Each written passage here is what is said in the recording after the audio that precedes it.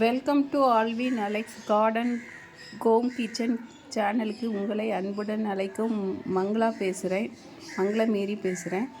இன்றைக்கி நம்ம எதை பற்றி பார்க்க போகிறோம் அப்படின்னா, இன்றைக்கி நம்ம வந்து தக்காளி குழம்பு வைக்கிறத பற்றி பார்க்க போகிறோம்.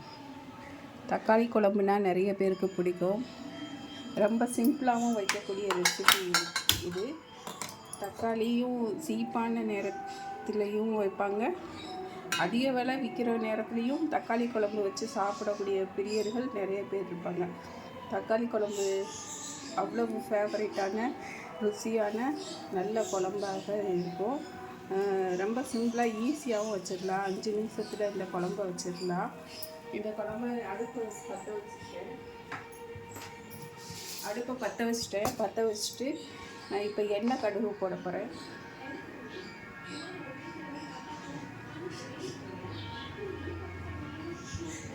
குழம்பே வைக்க தெரியாதுன்னு புதுசாக பிகினர்ஸு கூட ஈஸியாக இந்த குழம்பு வச்சிடலாம். அவ்வளோ சிம்பிளான குழம்பு மெத்தட் இது. கடுகு போட்டாச்சு, எண்ணெய் ஊற்றியாச்சு. இப்போ வெங்காயம் ரெடியாக இருக்குது. கடுகு வெடித்த பிறகு தான் நம்ம வெங்காயத்தை போட முடியும். சின்ன வெங்காயம் பொடி பொடியாக நறுக்கி வச்சுருக்கிறேன். இந்த கடுகு வெடிக்கட்டும். கடுகு வெடித்த பிறகு நம்ம கருவேப்பிலை கொத்து போடுவோம்.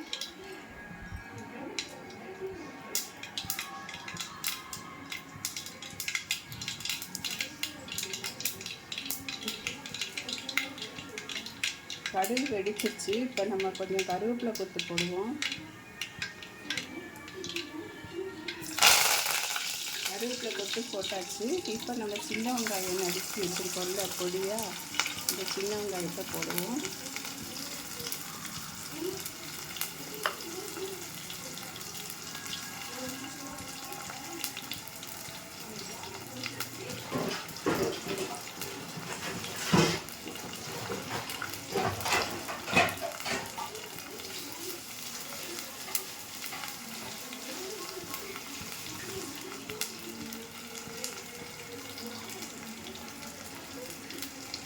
சின்ன வெங்காயம் போட்டு நல்லா கொஞ்சம் வதக்கி கொடுப்போம்.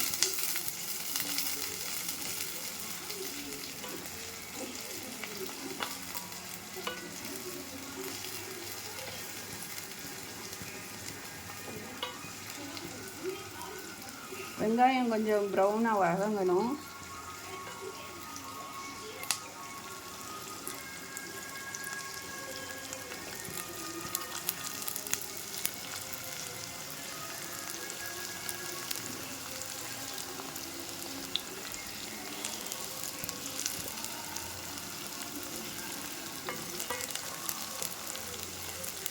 வெங்காயம் கொஞ்சம் ப்ரௌன் கலரில் வதங்கணும்.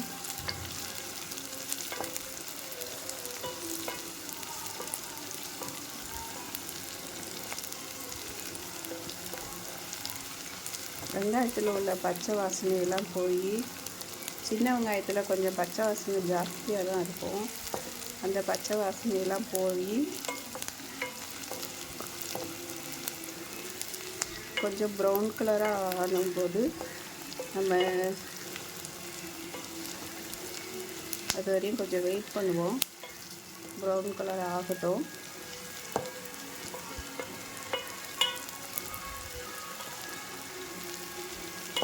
எண்ணெய் ஊற்றிருக்கோம், கடுகு போட்டு தாளிச்சிருக்கிறோம், அதுக்கப்புறம் கருவேப்பிலை போட்டிருக்கோம், அதுக்கப்புறம் நம்ம இந்த சின்ன வெங்காயம் போட்டிருக்கோம். இவ்வளோதான். ஈஸியாக செஞ்சிடலாம் தக்காளி குழம்பு.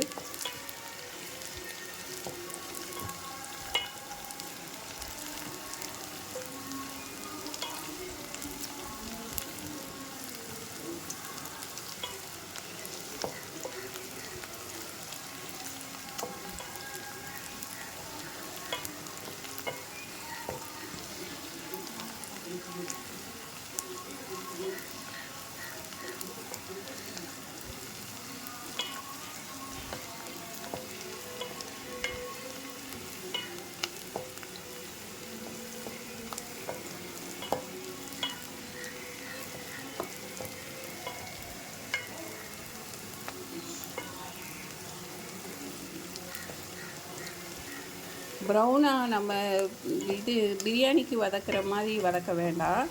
பிரியாணிக்கு இன்னும் கொஞ்சம் ஜாஸ்தியாக வதக்கணும், ப்ரௌனிஸாக வதக்கணும். இதுக்கு கொஞ்சம் கண்ணாடி பதம் சொல்லுவாங்கள்ல, அந்த கண்ணாடி பதம் அளவுக்கு வதக்கிட்டால் போதும். இன்னும் கொஞ்சம் நேரம் வதக்கணும். இப்போ தான் கண்ணாடி பதம் வர்ற மாதிரி இருக்குது. இன்னும் கொஞ்சம் வதக்குவோம்.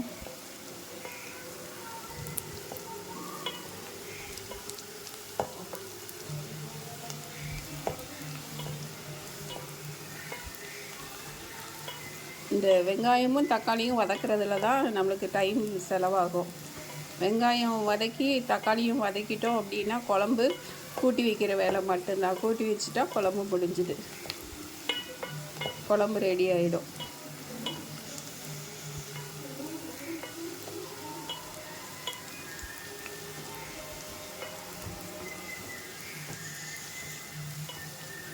இந்த இடத்துல தான் நம்ம கொஞ்சம் பொறுமையாக இருக்கணும். வெங்காயம் வதக்கிற இடத்துலையும் தக்காளி வதக்கிற இடத்துலையும் நம்ம கொஞ்சம் பொறுமையாக இருந்து வதக்கிட்டோம் அப்படின்னா குழம்பு டேஸ்ட்டு ரொம்ப நல்லாயிருக்கும். இந்த வெங்காயம் வதக்கிறதுல தான் குழம்புனோட டேஸ்ட்டு இருக்குது. இந்த வெங்காயத்தில் அவ்வளோ சத்துக்கள் இருக்குது. இந்த இந்த இந்த ப்ரௌன் கலரில் நம்ம வதக்கும் போது இந்த வெங்காயம் வந்து மசிஞ்சிரும், குழம்புக்கு திக்னஸ் கொடுத்துரும்.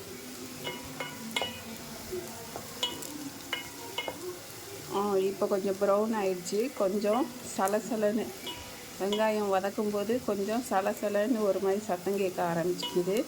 அப்போ இந்த ஸ்டேஜில் நம்ம வந்து தக்காளி போடுவோம்.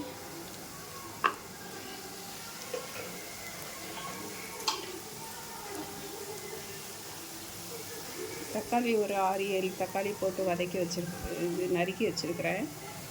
இந்த தக்காளியை உள்ளே போடுறேன்.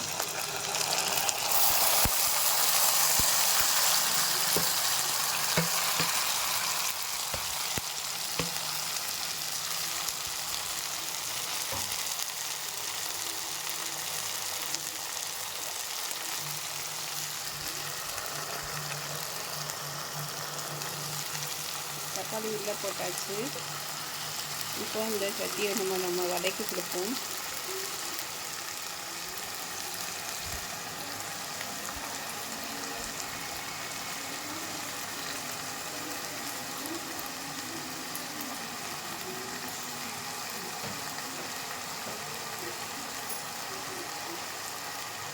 சட்டி சூடாக இருக்கிறதுனால நான் இடுக்கி பிடிச்சிக்கிறேன். இடுக்கி பிடிச்சி வதக்கினா தான் வதக்க முடியும். சட்டி நகராமல் வதக்கணும்.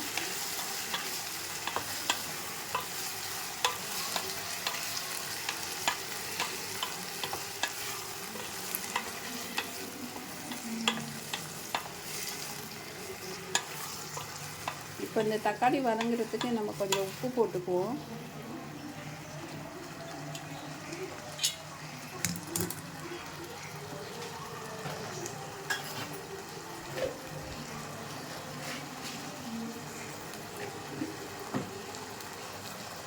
ஒரு ஸ்பூன் உப்பு போட்டுக்கலாம்.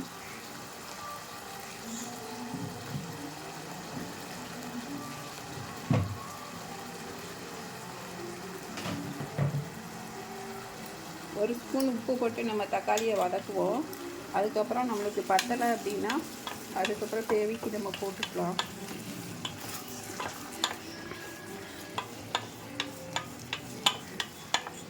இந்த தக்காளி வதங்குற இடத்துலையும் நம்ம கொஞ்சம் பொறுமையாக இருக்கணும்.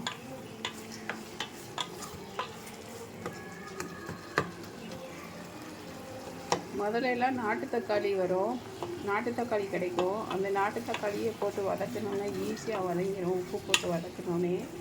இப்போ வரக்கூடிய தக்காளியெல்லாம் கொஞ்சம் வதங்கவே மாட்டேங்குது. உப்பு போட்டு வதக்கினாலும் வதங்காது. நம்ம போட்டு ரொம்ப அதை அமுக்கி கொடுத்து நம்ம கொஞ்சம் ஸ்ட்ரெயின் பண்ணி அதை வதங்க வைக்க வேண்டியிருக்குது. நாட்டு தக்காளி நம்மளுக்கு வெளியில் வச்சாலும் 3 நாள் தான் இருக்கும், ஃப்ரிட்ஜுக்குள்ளே வச்சா ஒரு 4-5 நாள் இருக்கும். ஆனால் இந்த தக்காளி அப்படி கிடையாது. வெளியில் வச்சாலே ஒரு 6-7 நாள் இருக்குது. ஃப்ரிட்ஜுக்குள்ளே வச்சோம்னா கேட்க வேணாம், ஒரு 10-15 நாள் கூட நல்லா இருக்குது.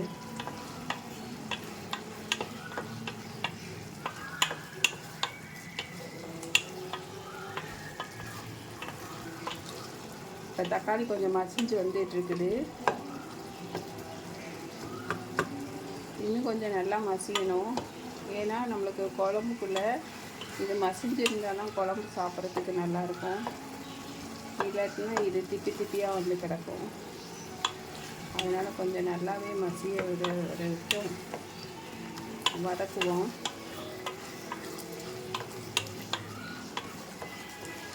மூடி போட்டு வதக்கலாம். தக்காளியை வேக வைக்கலாம். மூடி போட்டு வேக வச்சோம்னா அடி பிடிச்சிடும். அதனால் நம்ம பக்கத்துலேயே நின்று இப்படியே கிண்டி கொடுத்துக்கிட்டே தான் இருக்கணும்.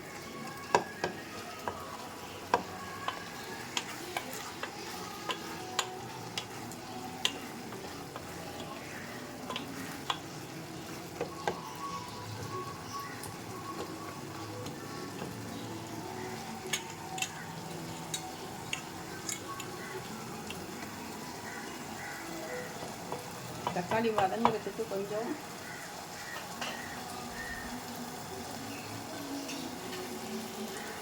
ஒரு டிப்ஸ் என்னன்னா, நம்ம மாய்ச்சர் வச்சுக்கலாம். இதை வச்சு நம்ம அமுக்குவோம். அமுக்கினோம்னா கொஞ்சம் தக்காளி மசிஞ்சு வரும்.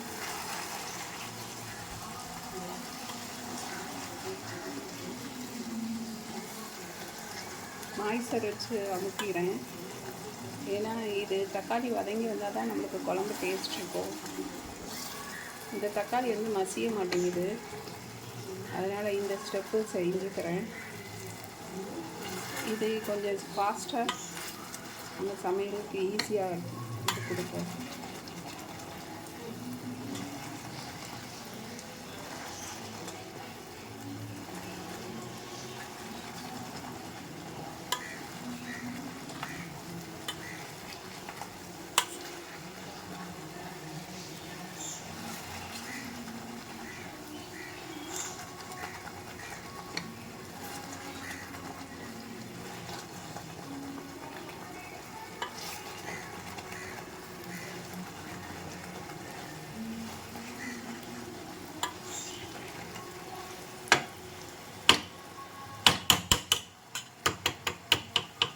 இதை வச்சு நம்ம தக்காளியை மசிச்சு கொடுத்துருக்குறோம்.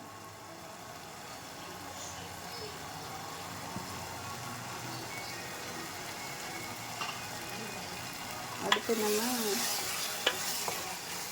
ஓரளவுக்கு தக்காளி மசிஞ்சிருச்சு. நம்மளுக்கு தேவையான ஸ்டேஜுக்கு வந்துருச்சு. இந்த தக்காளி. இப்போ நம்ம இந்த இடத்துல வந்து மசாலா பொடி போடுவோம்.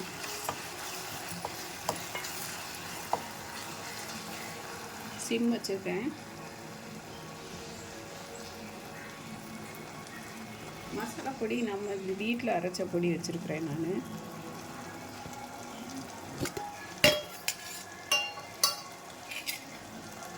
இது வீட்டில் அரைச்ச பொடி. இந்த பொடி ஒரு ஸ்பூன் போடுறேன். இது மசாலா பொடி எல்லாமே போட்டு வீட்டில் அரைச்ச பொடி. எல்லா குழம்புக்கும் இந்த மசாலா பொடியை போட்டு தான் வைக்கிறேன் நான்.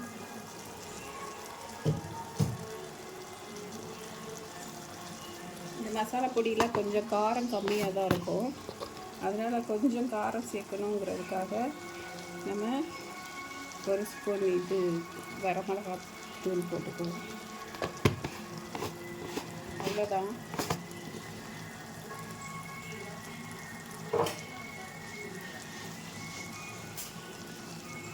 அவ்வளோதான், தக்காளி குழம்பு ரெடி ஆயிடுச்சு.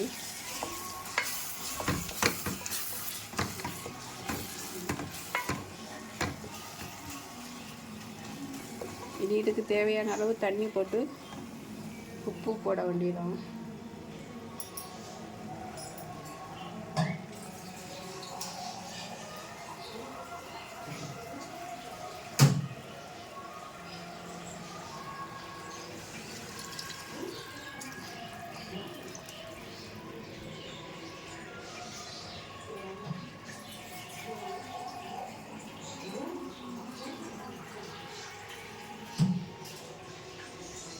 எவ்வளோ குழம்பு வேணுமோ அந்தளவுக்கு குழம்புக்கு தேவையான அளவுக்கு தண்ணி ஊற்றலாம். நான் 1/2 லிட்டர் தண்ணி ஊற்றிருக்கிறேன். ஆனால் இன்னும் கொஞ்சம் குழம்பு தண்ணியாக ஊற்றலாம், தண்ணி வைக்கலாம். இன்னும் கொஞ்சம் ஊற்றுவேன். 300 ml தண்ணி ஊற்றிருக்கேன். 300 ml தண்ணி ஊற்றி வச்சுருக்கிறேன். நீ இது கொதிக்கட்டும். கொதித்து வந்ததுன்னா இதுக்கு கொதித்து வரட்டும். இது கொதிக்கிற வரையும் நம்ம வெயிட் பண்ணுவோம்.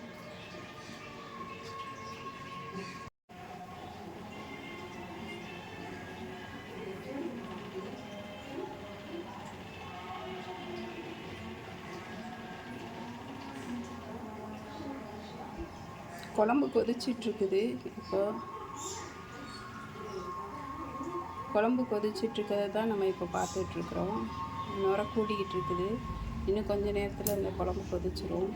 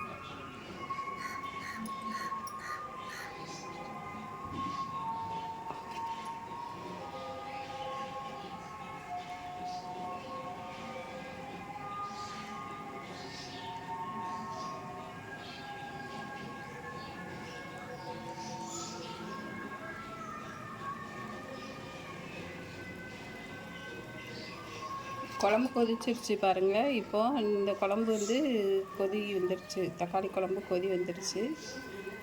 இன்னும் கொஞ்சம் நல்லா கொதிக்கட்டும். பச்சை வாசனையெல்லாம் போட்டு நம்ம மசாலா பொடி, மிளகாத்தூள் போட்டிருக்கோம். ரெண்டுமே பச்சை வாசனை போகணும். பச்சை வாசனை போகிற வரையும் கொதிக்கட்டும்.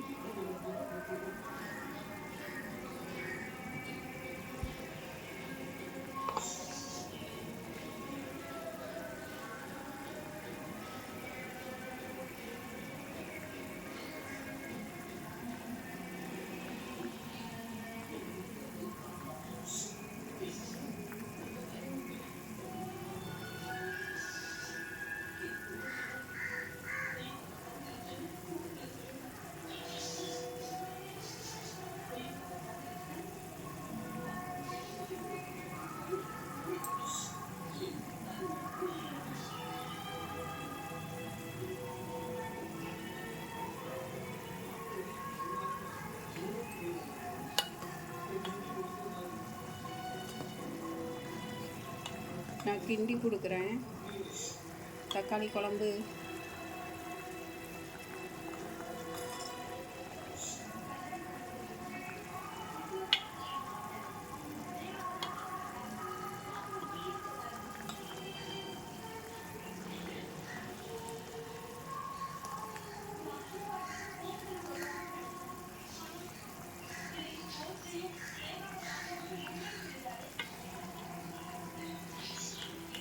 கொதிக்கும்போது குழம்போட வாசனை ஸ்மெல்லு நல்லா இருக்குது.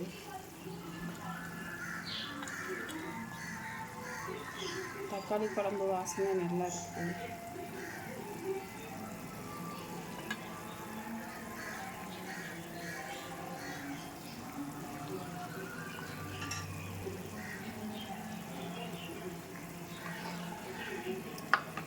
கொதித்து கொஞ்சம் எண்ணெய் பிரிஞ்சு வரணும்.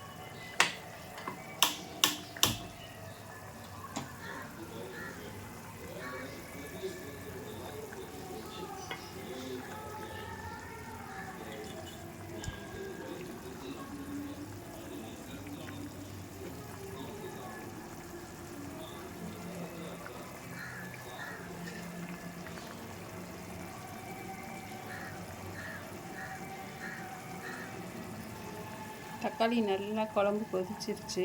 இனி கொஞ்சம் சிம் வைப்போம். சிம் வச்சோம்னா நம்ம எண்ணெய் பிரிஞ்சு வரும்.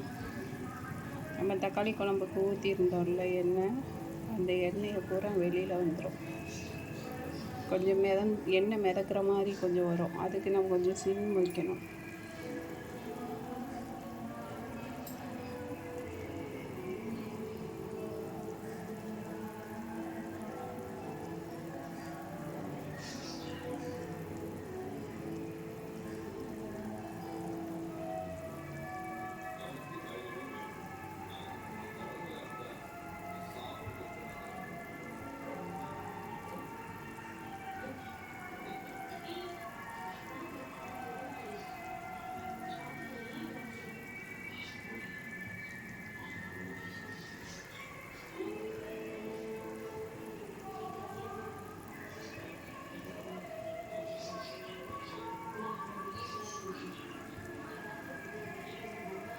எண்ணெய் பிரிஞ்சு வந்துட்டுருக்குது.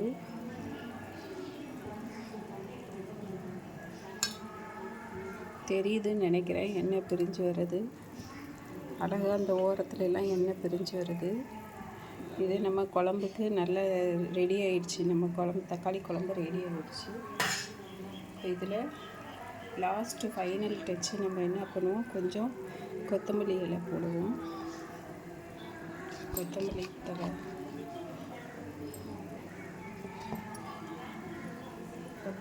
போட்டாச்சு.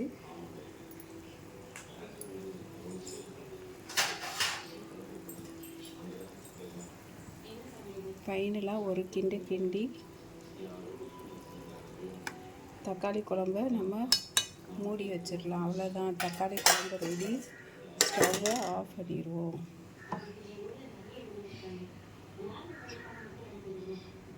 Thank you, bye bye, see you.